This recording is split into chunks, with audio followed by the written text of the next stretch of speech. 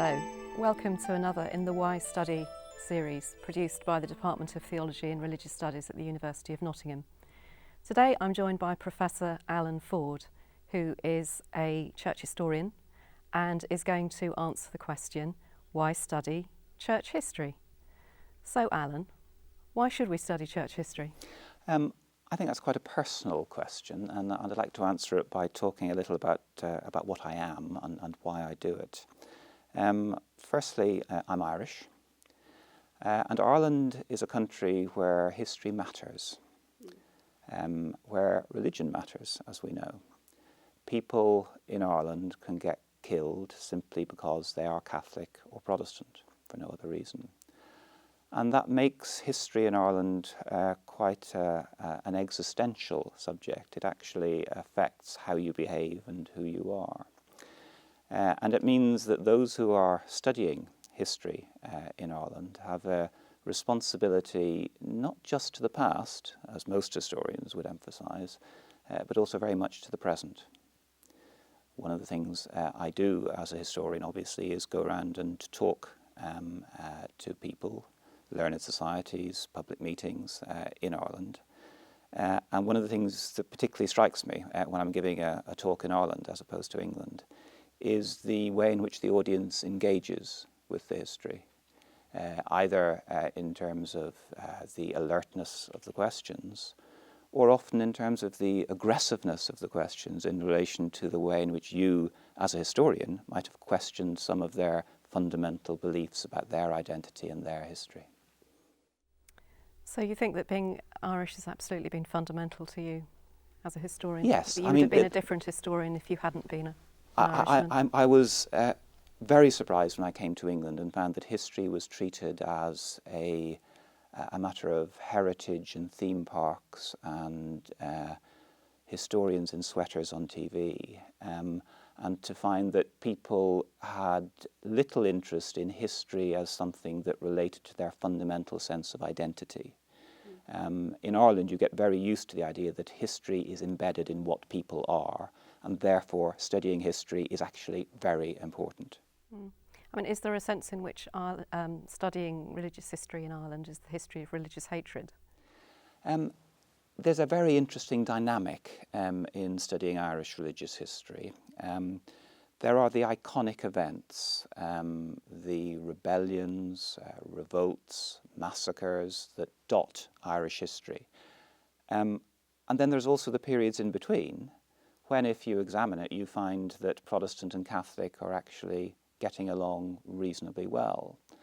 And it's this contrast between the vicious hatred at certain points in history and the intervening peace and quiet that I think is one of the fascinating things to study in Irish history. And my guess would be that the vicious hatred is the one which tends to be exemplified, and the periods of peace and quiet tend to be written out of the story. You have to be very careful as a historian by not to focus on the vortex of antagonism, as one historian has called it, and to try to balance that with the less dramatic, more pragmatic approach.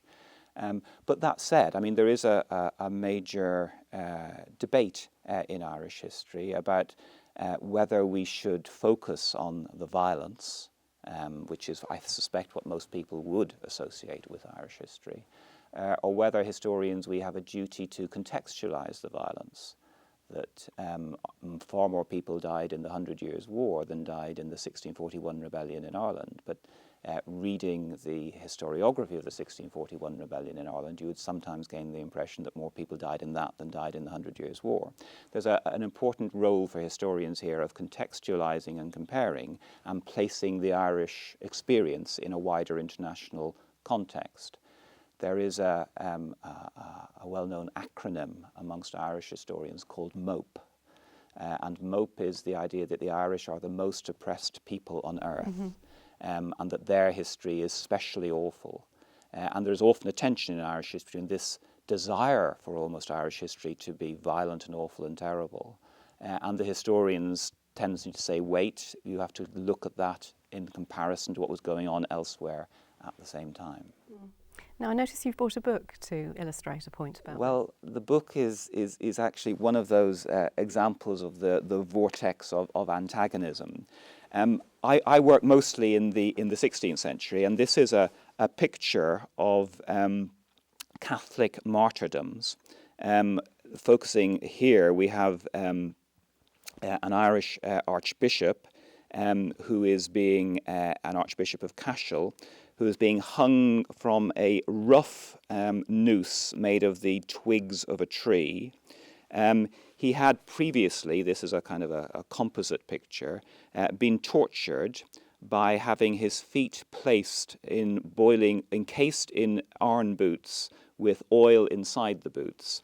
And the oil was then burned over a fire until it burned away the flesh from his legs. He was then left for 2 weeks before being hung and executed. Now that is a classic example of the challenge of interpretation for Irish historians, because what that's about is this was a bishop who came over and was a pastorally inclined archbishop, but he was also the representative of the Pope, who had declared Elizabeth I to be a heretic and had said that it was lawful for her subjects to rise in revolt against her. From the perspective of the Irish state, this was someone who was quite simply a traitor. From the perspective of the Catholic Church, this is someone who is a pastorally inclined archbishop who is obviously a martyr. And that kind of conflict of interpretation, you have a Catholic reading of his death, you have a Protestant reading of his death. One is a martyr, the other is a traitor. That kind of reading of Irish history is a classic example of the way in which history in Ireland is confessionalized. You have Protestant history, you have Catholic history. And one of the delightful challenges for an Irish historian is mediating between those two different approaches to history. And of course you work in England now. Yes, the transition to England is a very interesting one for an Irish historian. Irish history in Ireland can be quite visceral and incestuous, as the distinction between academic history and public history is quite thin. And to move to England, you tend to be somewhat detached from this. And it means that you see yourself as somewhat distanced from the discussions and arguments between Irish historians. And that gives you a sense of distance. And it does mean that you can attempt, perhaps, the task of mediating between the Catholic and the Protestant streams of Irish history. And you work in a theology and religious studies department here in Nottingham. How have you found that?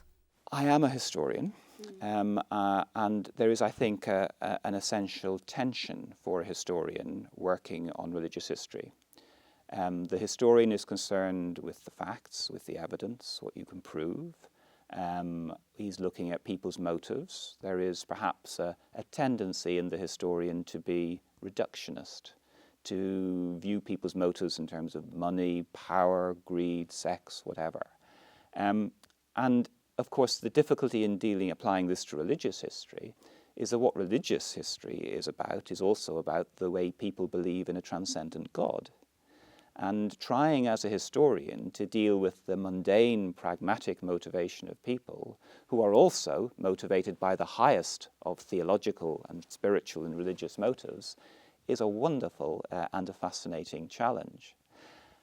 I suspect that many modern historians, I don't suspect, I know, that many modern historians tend towards the reductionist when approaching religion.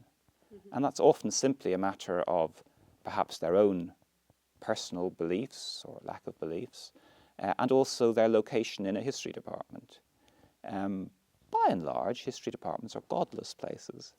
And it was quite a shock for me as a historian, having done all my undergraduate study and postgraduate study in a history department, to come from a history department into a theology department.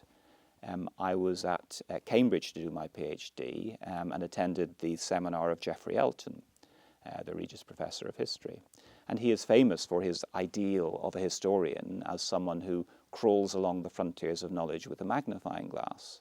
And his ideal, I think, was for a historian to spend his life immersed in the exchequer tallies and the public record office in Chancery Lane, as it then was. It's actually, I think, quite different in a theology department.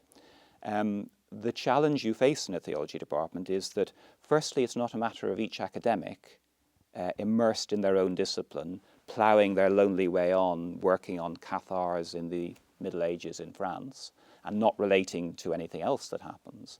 There is in a theology department a sense that we're all engaged in the same challenge of understanding religion from completely different methodological perspectives, but nevertheless we all have that same role to play. When I teach undergraduates about, say, Calvin in the 16th century, they will go away and understand Calvin, but they will use that again when they come to study Karl Barth in the 20th century, who is directly in that Calvinist tradition. And there is the sense, therefore, as a historian, when you come into a theology department, you are forced, in a very invigorating and positive and wonderful way, you are forced to confront the ultimate questions about theology and how they relate to the rather more pragmatic questions that historians ask. And that, for me, has been one of the major pleasures of working in the theology department here in Nottingham. Professor Alan Ford, thank you very much.